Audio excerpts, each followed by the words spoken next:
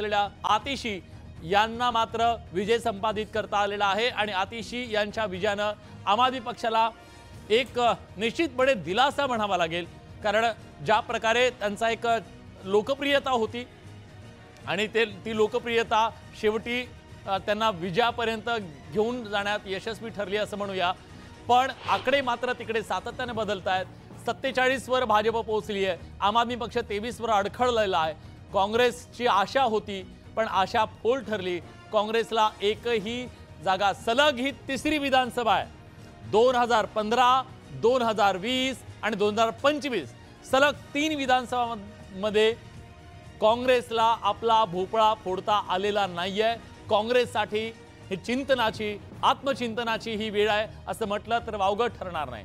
काँग्रेस देशावरती 70 वर्ष सत्ता गाजवणारा पक्ष आहे। दिल्लीमध्ये निर्विवाद सत्ता गाजवणारा काँग्रेस पक्ष, पण आज मात्र त्या पक्षाची अवस्था अतिशय दयनीय, केविलवाणी झालेली आहे। आणि या सगळ्याचा विचार करून भाकरी फिरवणं ज्याला आपण म्हणतो ना, ते होईल अशी अपेक्षा आपण व्यक्त करूया। मला आवड सरांना त्याच्याबद्दल विचारायचं आहे।